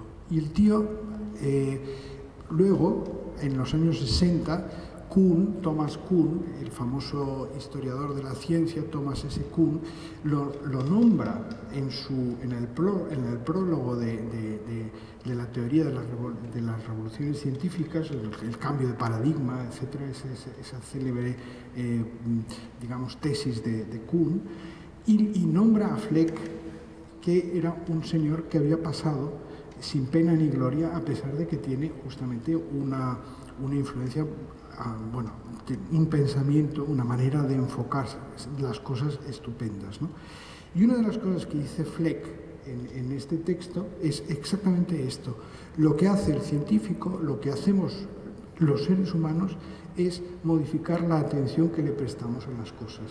Y en ese sentido yo creo que, en un determinado momento es un monumento, porque se considera que eso es lo que vale la pena, lo que tenemos que visitar, eso es lo que se tiene que ver en las ciudades, sigue siendo así. Y de hecho esa es la historia, por ejemplo, que hay detrás de lugares que se han degradado tremendamente, pero que originalmente tuvieron un prestigio enorme. Hace poco tuve que hacer un trabajo para unos arquitectos en Cabo Salou, con unas obras fantásticas de Bonet Castellana, etc. En los años 60 eso era idílico, ahora es el horror. ¿Y por qué va la gente a Cabo Salou? ¿O por qué va a la Costa Brava, a determinados lugares que están absolutamente? Porque persiste la memoria de lo que eran. Es decir, porque se sigue corriendo la voz de que ese lugar es interesante y hay que visitarlo, ¿no? Esto que estoy diciendo, que puede parecer muy banal, no lo es, ni mucho menos. Yo creo que no lo es en absoluto, ¿no? Y podría ser una forma de responder a tu pregunta, ¿no?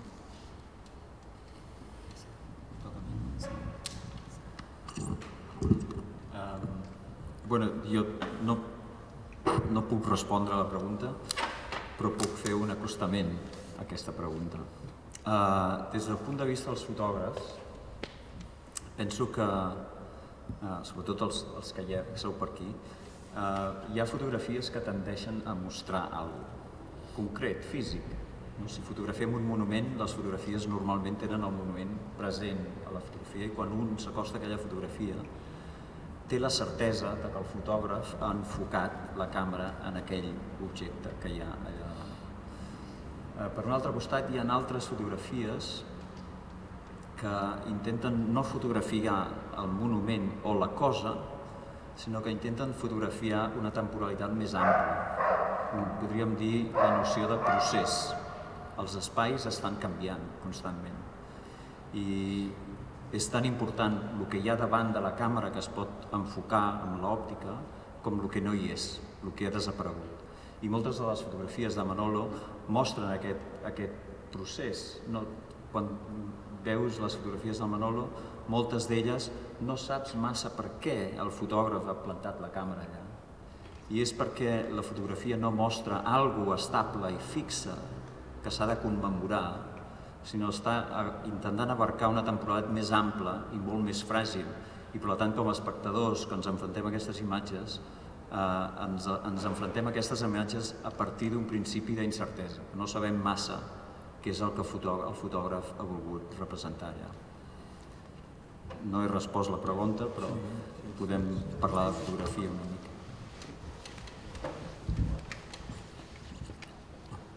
Bueno, tengo muchas más preguntas, pero prefiero abrir el debate o la conversación a todo el resto de la gente aquí.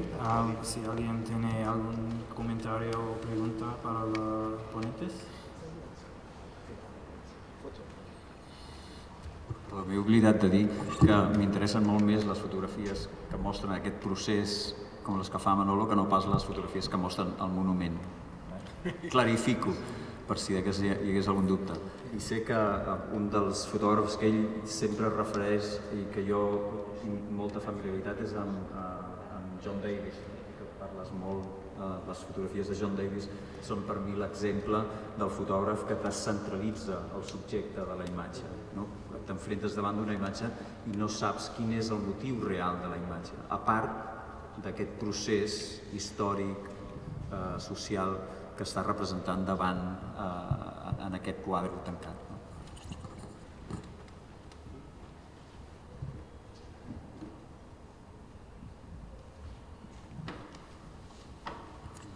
Si no hi ha preguntes, jo vull fer una pregunta al mestre de cerimònies.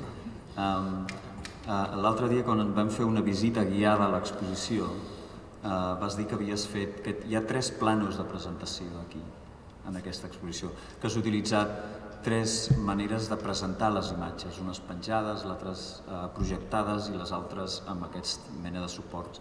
Jo crec que això és molt interessant i potser estaria bé que em diguessis alguna cosa d'això. Que hi havia 3 distàncies. Sí, bueno, por un lado, el MUBA Libertés es un espacio gigante, mucho más grande que las galerías de arte o generalmente las galerías en el museo tampoco. Y también es un poco distinto que otras galerías en el sentido que no hay paredes para colgar cosas, que significa que hay que construir soportes o utilizar cables suspendidos entre los columnas, por ejemplo. Y sí, pensé un poco en la manera en cómo puedo presentar las fotos, un poco de nuestras conversaciones también, porque he hecho un taller de fotografía en un centro en Barcelona que se llama Fuga, y ellos eran los interlocutores de mi taller de fotografía. Y charlábamos mucho del tema de cómo puedo presentar 60 o 70 fotos con la misma composición de las chimeneas, como mosaico o algo. Pero en fin, he decidido hacerlo en la manera en que hay algunas fotos que no se ven en el video, pero se ve en el espacio. Hay algunas fotos colgadas de cables, imprimidas en lona impermeable, que es un material que generalmente no se usa mucho en la exposición de fotografía. Hay ejemplos como algunas de las obras de Manolo que han utilizado este material, pero generalmente no. Pero ¿por qué el tema de la exposición es un poco más la relación entre el patrimonio industrial y la reurbanización? Pensaba en utilizar un material que algo más común en obras bueno, si hay un solar y están construyendo una obra nueva de viviendas, utilizan este material para mostrar que va a estar ahí en el futuro. Y pensaba un poco en este tema. Pero hay otras fotos que quería imprimir en papel fotográfico, montar en un material más de archivo, no sé cómo se llama. Bueno, por un lado para utilizar otra vez, ojalá, en otro sitio. Pero también para dinamizar un poco el espacio, porque hay muchísimo espacio. No es tan sencillo que 4 paredes y paredes para colgar cosas. Hay que mover entre el espacio un poco. Cada persona se ve las imágenes de una manera un poco distinta y en fin, no he hecho el mosaico, he hecho unas proyecciones un poco más tipo díptic, pero un poco como una animación también, porque tiene fotos de cada chimenea y uno al lado de otro, pero en un loop, cada uno de 5 segundos. La idea es mostrar, bueno, de composición, que las composiciones de la foto son más o menos iguales, pero las chimeneas están ubicadas en sitios muy distintos en toda la ciudad, entre patios interiores, en parques y plazas nuevas, y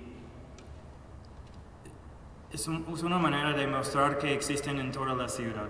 No solo existen en algún tipo específico de espacio y que hay muchísimos en toda la ciudad. Fue una manera de mostrar todo de ellos en una manera consistente. Tú hablabas de las imágenes son diferentes en cada soporte. Sí.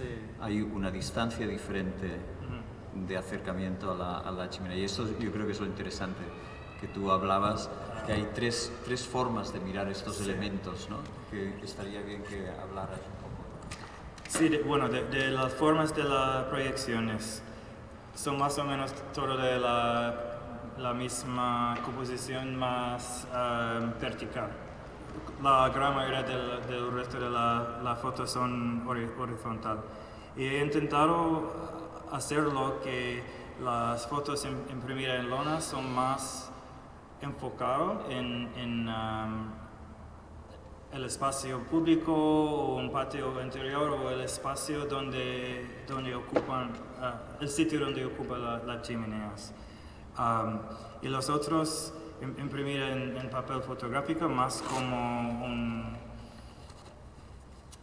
el paisaje urbano, en que la chimenea no funciona como el sujeto de la imagen, pero más como un elemento de otros elementos en el paisaje cotidiano de la ciudad. Y es más o menos que está preguntando, ¿no? Sí. Yo quería decir algo con respecto a tu trabajo, que me parece, o sea, explicitar aún más por qué empleas la palabra monumentalidad. A mí esto me parece interesante, ¿no? Perrito. ¿Dónde está el perro? Fuera, ¿no? Bueno, sí, el parque está ubicado en el centro de un parque. Claro. Por eso. Efectivamente. Bueno, a mí me parece que lo que o sea, ahora soy capaz de decir, por la segunda vez que vengo a verlo, de decir ciertas cosas que en la primera vez no era capaz, no podía decir. Ahora sí que creo que sé lo que quiero decir, ¿no? Y bueno, lo voy a decir, con vuestro permiso. A mí hay una cosa que me parece de este trabajo muy interesante, es que convierte algo que está como muy presente en nuestra ciudad, las chimeneas las vemos constantemente, ¿quién no tiene en su barrio una? De pronto, bueno, Pedralbes no, porque no había fábrica, sí, pero sí, Pedralbes en realidad es una pequeña parte, ¿no? Sí. Pero hay en Gracia, hay en Sants, incluso en el Eixample hay bastantes, hay, ya no digamos, en Ciutat Bella, etcétera, es decir, en Poblenou, etcétera, ¿no? Sí, Pedralbes no. Ni Sarriá. No, ni Sarriá tampoco. Bueno, en Sarriá sí. En Sarriá yo creo que debió haber bóbilas y sí. Las Corts seguro, las Corts hay. En cualquier caso, al verlo así de golpe, el trabajo, o sea, ese trabajo sistemático, como muy currado, te has pegado una matada increíble, o sea, localizando, yendo a buscar, etcétera, y fotografiando y manteniendo una determinada manera consistente, que es justamente lo que hace que, a pesar de las invariantes, a pesar de que cada chimenea es de su padre y de su madre, al final se puede hablar de un conjunto coherente. Entonces, esto yo lo encuentro muy bueno, muy interesante. Y la segunda cosa que me parece que es interesante y que me gustaría subrayar es que este espacio es horrible para enseñar este trabajo. Tú ya lo has dicho, humilde, pero es horrible, es el peor espacio que se nos podía ocurrir. Es decir, solamente funciona en la medida en que decimos arquitectura industrial, sí, chimeneas, pues vamos a casar las dos cosas, pero solamente desde el punto de vista conceptual. Es decir, una cosa son las chimeneas que están en el espacio público y otra cosa es el espacio interior de una antigua fábrica que claro, tiene las dimensiones de una fábrica, lo que era una fábrica, que además han puesto, pues está reformada, arreglada, etc. Entonces, este sitio es horrible y a pesar de lo horrible que es este espacio, lo poco afortunado que es para enseñarles, no tu trabajo, cualquier trabajo, sin embargo el trabajo sobrevive, no se ahoga dentro del espacio. Yo creo que esto es interesante ponerlo de manifiesto. Y además con el presupuesto, hombre, claro, si fuésemos Julian Schnabel, ¿no?, con un presupuesto de muchos dineros, pues entonces podríamos hacer unas grandes instalaciones aquí, jugar con la luz de otra manera, etc. Pero tú no eres Julian Schnabel, ¿no? Obviamente. O sea, hay que ser Julian Schnabel para poder hacer una cosa de ese estilo, ¿no? Entonces, a mí esto me gustaría subrayarlo y recalcarlo, ¿no? Es decir, es un trabajo que, a pesar de estar en un marco que en realidad le hace un flaco favor al trabajo, el trabajo no se ahoga, sobrevive y sigue siendo eficaz. Que yo creo que es lo que tienen que ser nuestros trabajos, básicamente eficaces, ¿no? La eficacia consiste en que cuando luego vayamos a la calle, lo que hemos visto haya hecho como de pedagogía, ¿no? Nos haya enseñado de alguna forma, ¿no? Yo solo quería decir esto. Gracias. Bueno, una cosa que hay que decir es, trabajé con dos diseñadores de la exposición, con Ami Cadal, que es de Londres pero vive aquí en Barcelona, y con el arquitecto César Tomé. Pensaba mucho en cómo podemos utilizar el espacio no con un presupuesto malo, porque tengo el dinero de la Unión Europea que ayuda muchísimo, pero hasta un punto. Y si el otro problema es la escala. Me has dicho antes que las fotos imprimidas en lona de 1,5 metros por 1 metro parecen como, no sé, postales o algo, ¿no? Porque el espacio es tan grande que hay que trabajar un poco con la escala del espacio. Sí, bueno, es difícil.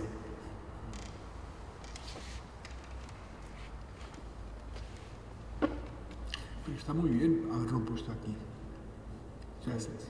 mucho mejor que haberlo puesto en cualquier otro sitio, ¿no? O sea, ¿dónde expones esto? Pues sí, está muy bien, ¿eh? No, pero el peligro que se corre es enorme. Sí, bueno, fue difícil. Di en voz alta lo que me estabas diciendo por lo bajinio. Dame un micro y te lo digo.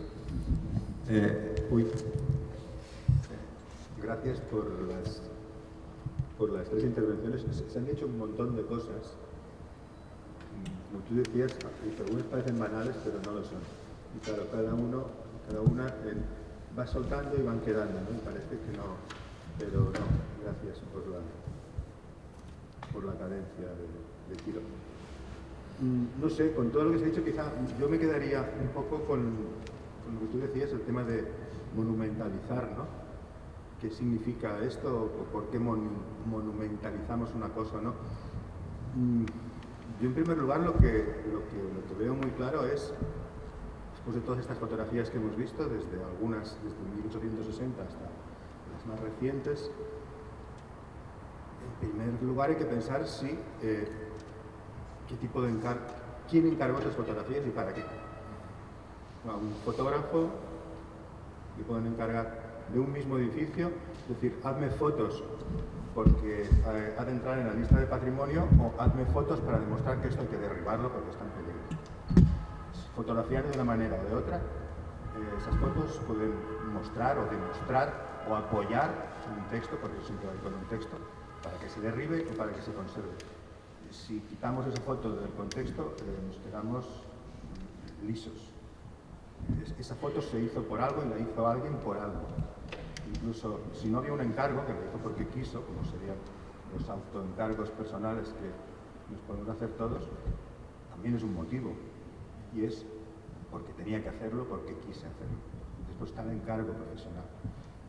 Las fotografías de 1860, 70, 90, hay que contextualizarlas, por supuesto. El siglo XIX es muy largo. Un edificio, una chimenea o un puerto no se fotografiaba o no se veía igual en una foto de 1840, en una de 1870 y en una de 1890. Y es todo siglo XIX. ¿Qué ha pasado ahí? Bueno, serían encargos diferentes, por supuesto, pero eran también procedimientos técnicos muy diferentes. Con lo cual, volvemos a lo mismo. La relación que establece siempre, no hay otra manera, entre un fotógrafo y el mundo, la diferencia de la de un pintor o un dibujante es que en medio hay un instrumento técnico, en este caso un instrumento óptico. Las características de esa técnica harán que la relación sea muy distinta en 1840, en 1860, en 1900, si es un encargo personal o si es un encargo retribuido para mostrar una cosa u otra. Son un montón de circunstancias que siempre hay que tener en cuenta. Claro, nosotros ahora vemos las fotos aquí muy bien y bueno, vamos viendo fotos, pero un poco quizá lo que nos contaba Manolo, a mí me gusta mucho que me cuenten cosas de las fotos que no se ven. Es imposible verlas, te las han de contar y eso te pone en situación el porqué de esa fotografía, por qué se hizo, por qué no se hizo así. La gran ventaja y la gran desgracia de las fotografías es que todo el mundo las ve, pero al mismo tiempo lo ocultan todo. Entonces yo creo que es muy interesante desde el pie de foto. De ahí a monumentalizar las cosas, monumentalizo lo que yo quiero. Los que se dedican a hacer fotos por profesión, no sé, yo recuerdo cosas, haber ido a depuradoras de aguas residuales o vertederos de basuras, o plantas de reciclaje, y las fotos salían bonitas. Bueno, es tu trabajo. Para eso te pagan. Y estás monumentalizando esa instalación. Es un encargo. Eso ha de salir limpio, una descripción nítida y clara de qué se está pasando ahí. Entonces yo creo que eso es muy importante. No siempre tenemos la suerte de poder hablar con quien ha hecho las fotos. De hecho es excepcional, no suele ocurrir casi nunca, y menos aún si ya no están con nosotros. podemos ver sus fotos, textos si los dejaran, y acopiar un montón de datos sobre las imágenes. Y aún así nos quedaremos cortos, pero bueno, podemos hacer Ouija y quizá pero es difícil, no funciona. Podemos leer textos de los que ya no están y ver sus fotos nada más. Pero yo creo que sí, este concepto de monumentalizar forma parte del trabajo intrínseco del fotógrafo, de cómo, qué es lo que me han pedido que haga yo, lo que decíamos antes, ¿qué hago yo con esto? ¿Lo que yo quiero o lo que me han dicho que haga? Y lo haré de una manera o lo haré de otra, lo haré con un equipo, lo haré con otro, con una óptica, con otra desde aquí o desde allá. Yo creo que eso es lo bonito de este trabajo, ¿no? Bueno, no sé, habla alguien más porque si empiezo, podemos estar media hora aquí y no. Gracias de nuevo por vuestro trabajo. Sí, muchísimas gracias a vosotros.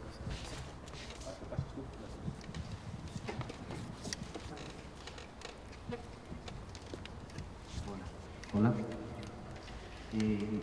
Bueno, yo viendo las tres presentaciones tengo una, bueno, me ha surgido una duda cómo tratar de ligaros a los tres, ¿no? Entonces, quizás me ha dado la sensación de que a través de los tiempos que pretenden cada una de las fotografías se podría tratar de ligar, ¿no? Digamos que las del 19, pongámosle, que sean unas fotografías hechas casi como para la eternidad, para documentar algo para el futuro, ¿no? Sin embargo, las de Manolo serían un proceso, sería un proceso en el que los edificios, el entorno, está en descomposición, es como un tiempo intermedio, quizás, ¿no? O en descomposición o en construcción, algunas no se sabría, ¿no? Y sin embargo, en las de Xavier, ese tiempo está más contraído en una acción, más que en el contexto, es un tiempo más corto, ¿no? Entonces, me ha dado la sensación, no sé si podría ser así o qué pensáis vosotros, de que son esos tres tiempos los que podrían compaginar o enlazar esta presentación, ¿no? O sea, todas monumentalizan algo, pero una un tiempo largo, eterno, otra un tiempo intermedio y otro un espacio breve, ¿no? ¿Y cómo caracterizarías dentro de esta clasificación temporal las chimeneas de Brian? No he tenido tiempo de verlas todavía. He venido justo corriendo para la presentación, las veo después.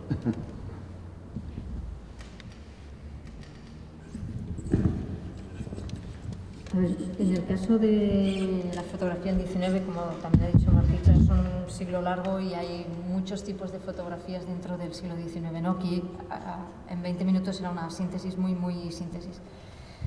Yo la sensación que tengo al estudiar el material del 19 es que en realidad hay varias intencionalidades detrás y sobre todo diferentes modos de hablar a través de la fotografía. Y para mí, más allá de que haya un aparato, sobre todo hay una cultura visual dentro de la cual la fotografía se inserta.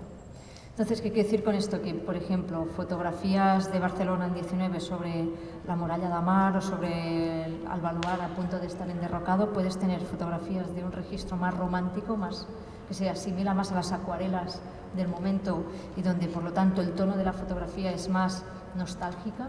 Y en cambio, poco después, el mismo objeto fotográfico, pero la manera de construir la imagen es mucho más descriptiva, analítica, documental, porque el objetivo es que esta fotografía se active en la Comisión Específica X del Ayuntamiento de Barcelona, por ejemplo, de la empresa maquinista terrestre y marítima, para comprobar un proceso que se está activando en ese momento en torno a ese espacio de demolición, de extensión, de reforma. Entonces es otro tipo de fotografía, ¿no? Y luego, en paralelo, hay otros registros, como el turístico, ¿no? Es decir, que puede estar en esta idea de una representación de la ciudad, no sé si más fuera del tiempo, depende, porque a finales del 19 entra también mucho más la representación de la ciudadanía, de la acción que tiene lugar en la ciudad, del frontón, de las ramblas, de lo que sea, ¿no? Por lo tanto, la cosa el tiempo contemporáneo tiene un mayor protagonismo, pero a lo largo del XIX es verdad que también domina una fotografía dentro de este registro monumental, pero más de consenso de esta es la nueva Barcelona que se está definiendo, ¿no? Y hay una serie de espacios, l'Arc de Triomf, la Plaça Duc de Medinaceli, qué sé yo, todo lo que es el historicismo medieval, que es realmente el constatar esta colección de puntos, de lugares y puntos de vista que se van repitiendo una vez tras otra y que entran en circulación en forma de álbumes, de fotografías sueltas, más tarde en forma de postales, tanto para el público local como extranjero. Lo que quiero decir es que para mí conviven diferentes registros, pueden convivir, porque los espacios en los que se activa la fotografía son diferentes, las intencionalidades son diferentes. Es decir, yo no lo reduciría solo a una temporalidad. O quizá puede plantear esta idea el tipo de fotografías que se han enseñado aquí, pero si pudiésemos poner mucho más material encima de la mesa veríamos más esta heterogeneidad, creo. Sí, bueno, el tema efectivamente para mí no es tanto el espacio como el tiempo. Es decir, lo que nos interesa a los fotógrafos, incluso a los que nos preocupamos fundamentalmente del espacio, aparentemente es el espacio, pero en realidad lo que nos preocupa es el tiempo. Es decir, y además en esta conversación tú y yo tuvimos la semana pasada, creo que fue, salió algo muy interesante que quizá es el momento de sacarlo también aquí. Cuando tenemos delante una fotografía y esa fotografía está hecha de determinada manera, es decir, con una cierta sensibilidad por el mecanismo y un conocimiento del oficio, un mínimo conocimiento del oficio, es casi inevitable que en esa fotografía aparezcan cosas de épocas diferentes, es decir, que aparezcan de forma inevitable elementos que son rabiosamente contemporáneos con el momento en el que se está haciendo la fotografía, elementos que pertenecen a épocas anteriores y elementos que anuncian, como tú bien decías, que anuncian el futuro. Por ejemplo, no sé si recordaréis la fotografía del chaflán del Poble Nou, que es una de las 20 que proyecté.